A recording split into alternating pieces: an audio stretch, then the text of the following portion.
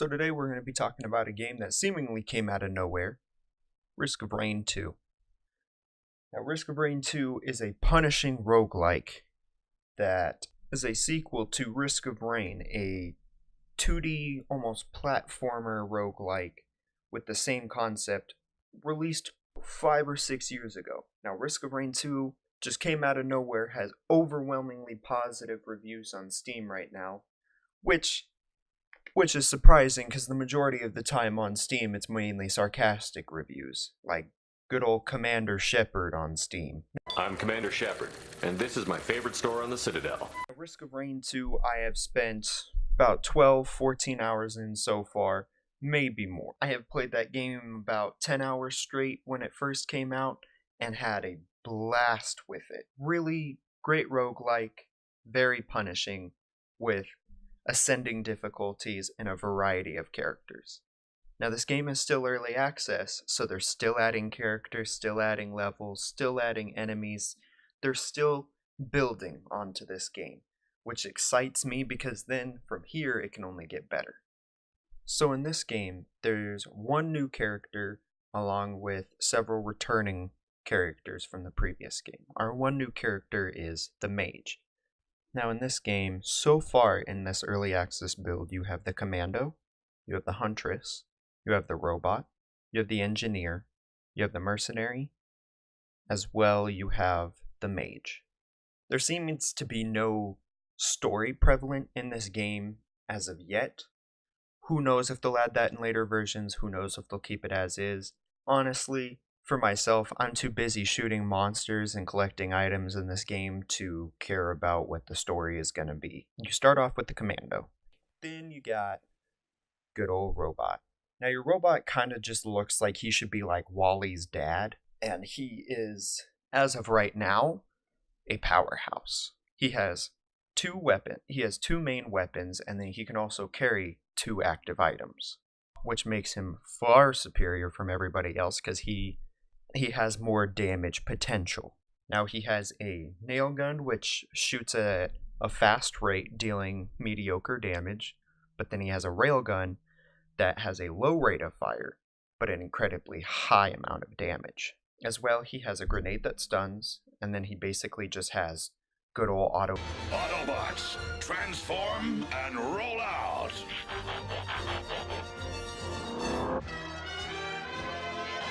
There's a whole lot of variety and replayability in this game. There are a ton of items, enemies, bosses, and levels at the moment, and they're just going to keep adding more onto it. As of right now, there is no final boss fight like there was in the first game, but I imagine they're still working on it due to it being early access right now. Now, if you want to get your hands on a copy of this game, there's a great deal going on Steam right now where technically each copy is $10. The reason why I say technically is because it's $20 right now, but when you pay the $20, you get another copy free to send to a friend, whoever you want. You want to send it to your grandma, have her play this game with you, but I don't know about that because she might be a little senile and think that the mouse is some sort of robot that's trying to kill her. So overall, through my experience of playing this game, I've had an absolute blast, and I think that you guys should pick it up if you are interested, or at least watch some clips of it, because myself and a friend have been playing this a bunch, and we convinced a ton of our friends to get it, and so we would just cycle through parties in which everybody would just take a turn. Overall, fantastic game. Has a bit of a learning curve at the beginning, but there's 3 ascending difficulties, from drizzle to a little heavier drizzle or heavy drizzle. Now while you're in the game, you will see in your top right corner that there is another difficulty bar that is constantly increasing. Now that difficulty bar is as well the in-game difficulty, and that controls how fast the enemies spawn, how much your chests are going to cost you, how much damage you're going to be taking, overall just how hard the game is about to be. Because while you're on drizzle, or the easiest difficulty, and still learning the game takes it easier on you. However, when you decide to try try your hand at the hardest difficulty, then the planet just throws everything it has at you. And there's a whole lot more enemies. Now, you start on the hardest difficulty, but it starts on easy. However, that easy in this hardest difficulty is harder than the easiest difficulty's easy. But as the game continues, you get more and more enemies on screen. And this game can pack enemies on screen as if it's a 2019 zombie game. And you quickly realize when you're trying to transition to the next level via the teleporter that you are not ready.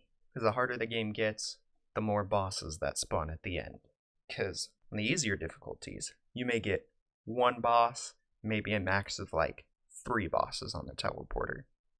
When you're on the hardest difficulty, you start out with maybe 2-3 bosses that come out from the teleporter, and then on top of that, as it goes harder, you can get 6, 7, 8 bosses spawning at a time, all trying to kill you while you're just trying to leave. So overall, first impressions on this game, absolutely phenomenal. Played the first game, had a blast with it, still felt like something was missing. Risk of Rain 2 came out, gave me that one thing that was missing, and that's that 3D third-person perspective of the game. And on top of it, this game doesn't just give you items that are packed away in a seemingly endless Mary Poppins purse that you somehow carry. Instead, what it'll do is actually equip them to your character so you can see them visually in-game. So it gives your character this nice goofy attire to look at, kind of like if you decided to let a 2-year-old dress you for the day. So you progressively become more and more goofy as these characters. But don't be fooled by the comic nature of that. But overall, I think you guys should take a look into it. Hopefully I'll be able to see some of you online. Hopefully I'll be able to play with some people. But overall, probably going to get back into playing this game a whole lot. And I'm just waiting for updates to come out. That way I can just enjoy it more. But overall, first impressions, great game. Come check it out. And thank you for checking out the video. And of course, don't forget, like, comment, subscribe. Thank you for watching.